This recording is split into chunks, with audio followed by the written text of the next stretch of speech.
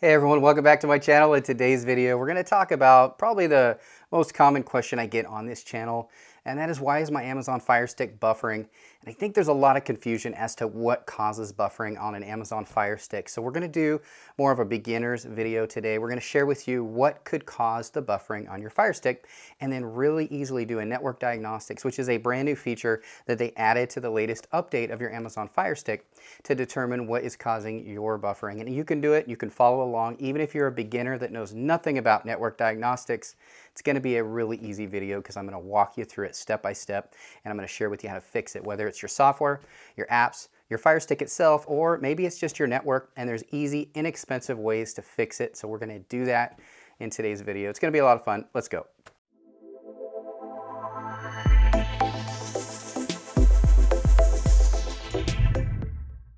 All right, this is going to be a quick video, guys, but I'm not going to go super fast because I want to make sure you could follow along with me as I get on the TV and go step by step through the network diagnostics. It's a really quick, really easy thing to do, but it's fairly new, and I know a lot of people don't know about it.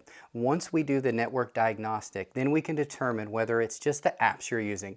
And guys, I have all the latest and greatest third-party apps listed on Patreon. You can go to patreon.com and just search Curiosity Cafe, and you can see a huge list of all of the best third-party apps. I list them all on there for you with installers and instructions, all that. Really easy to get to. So if that's your problem, if it's your apps, we have a solution for you. Now, if it's your hardware, and we'll determine that really quick. There's a couple products I'm going to talk about at the end of the video, so make sure you stay tuned to that. These are products that I use. These are the absolute ones that I use, the exact same models that I use, and I'll tell you why I use them. I think you're going to want to find out. It may definitely benefit you. It's how I get such a strong signal anywhere from my studio all the way out to my external garage. I still get the same smooth, strong signal, and it's because of these products here. So I will put links in the description section of where I get these at a discounted price, so you can do it as well. But I'll talk more about that later in the video. But before we waste any time, let's get on the TV. Let's find out what in the heck is causing your buffering. Let's do it right now. All right, so I've got you here on the home screen. Now, the first thing we're going to do is the network diagnostics, because we want to see if it's your network that's causing the problems. It's really easy to do. This was done a couple updates ago, so it's fairly new.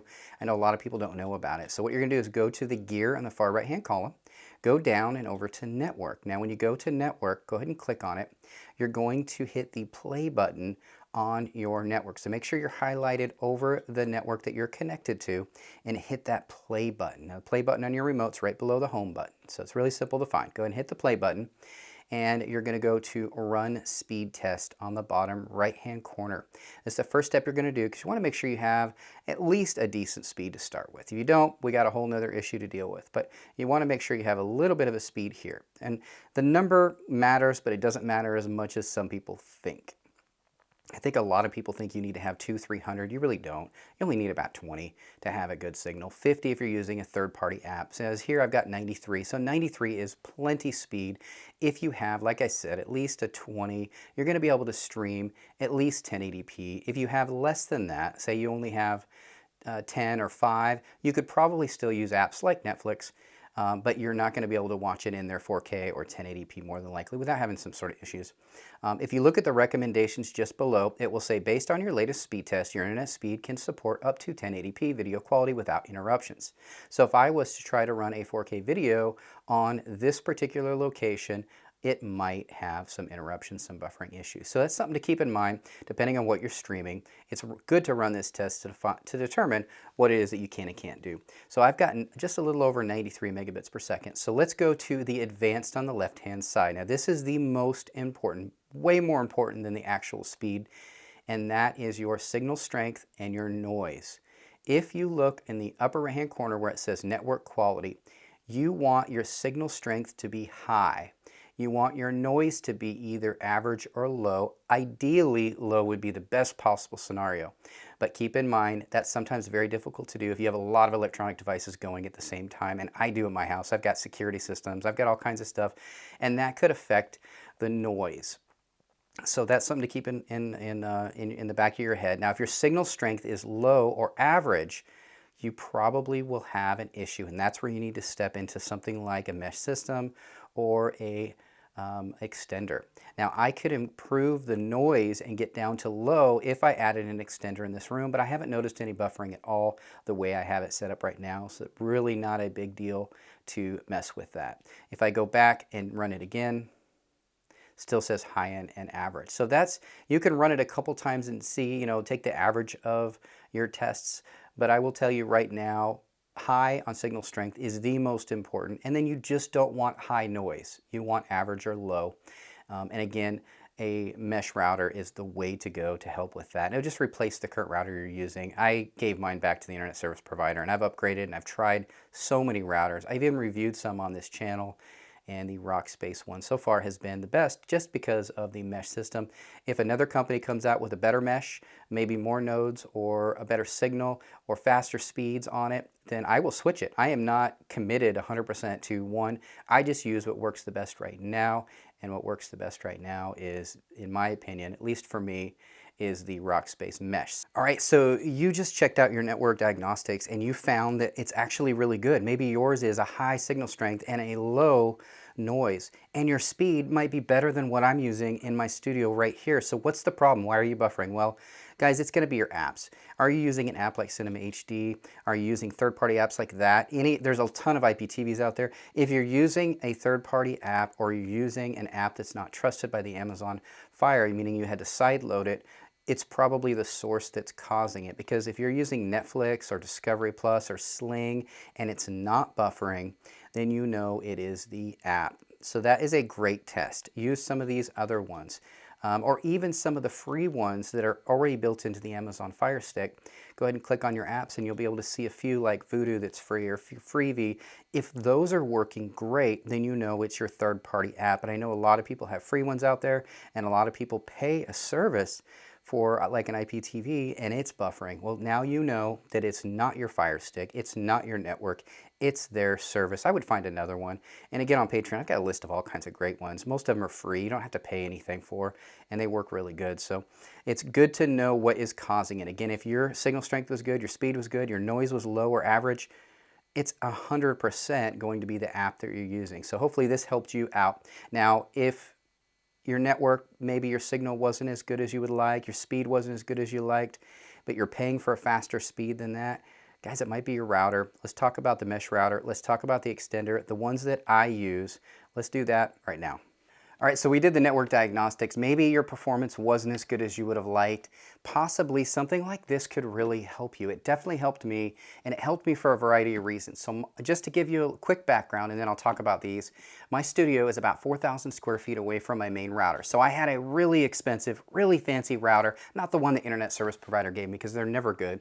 I actually went out and spent a lot of money to get a good router, and I found that that router only got me about 2,000 square feet, but my studio is 4,000 square feet away, and then it's on a lower level than my original router. So then I had brick walls and all kinds of things in the way from between. So I had a terrible signal and a lot of noise in between. We talked about that earlier in the video. So I found that I would just add an extender, and I put these extenders all over my house. I mean, I had probably had 5 or 6 of these throughout the house, and that did improve it. I was able to do videos for you guys. It wasn't buffering. Definitely made a difference. Well, then this company here, Rockspace, came out with a new mesh router.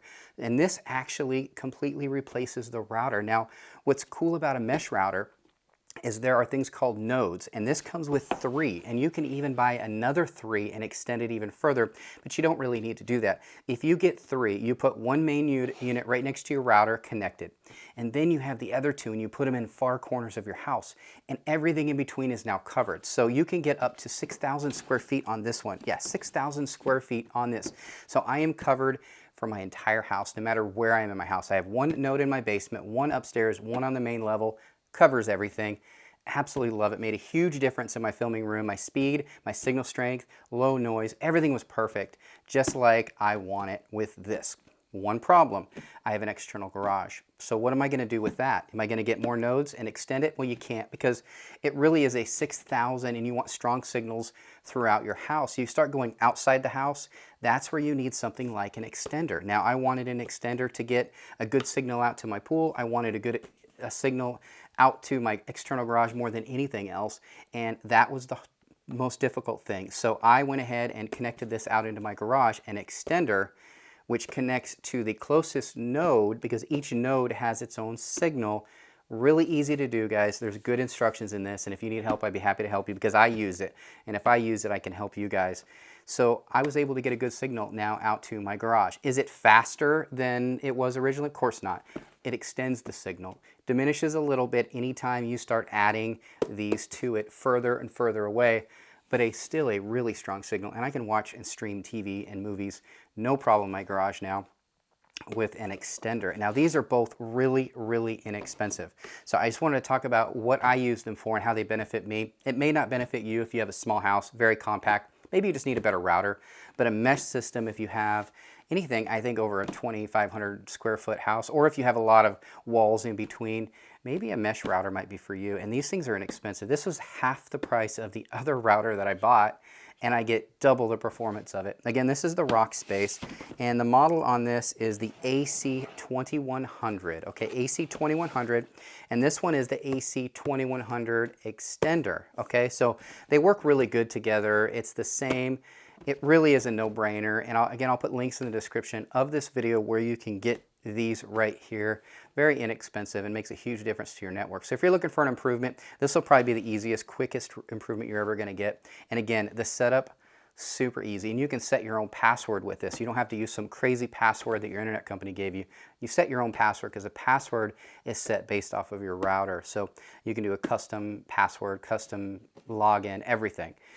With this right here. So it's really simple to do. And again, if you guys need any help, I can do a setup video for you and just go step by step if you want. It's really simple. Again, I appreciate you watching this video. Hopefully this helped you out, gave you a better idea what's causing the buffering on your device, because there's nothing more frustrating than when you're streaming a movie or a TV show or a sporting event. It just buffers. It just stops and you have to wait and then you miss parts of it. It's extremely frustrating. I get it. I had to deal with it. I think everybody's dealt with it at one time or another. But you won't have to anymore if you just do the steps in my videos, and this video hopefully will help you out. Find out what's going on. Again, if you want to find out more about third-party apps that you can add to your Fire Stick that work good, join our Patreon. I update those all the time. And again, it's patreon.com, and then just search Curiosity Cafe. You'll see our logo. Again, thanks everybody. If you're new to my channel, make sure you subscribe. If you have any questions, comment down below. Thanks everybody. Bye.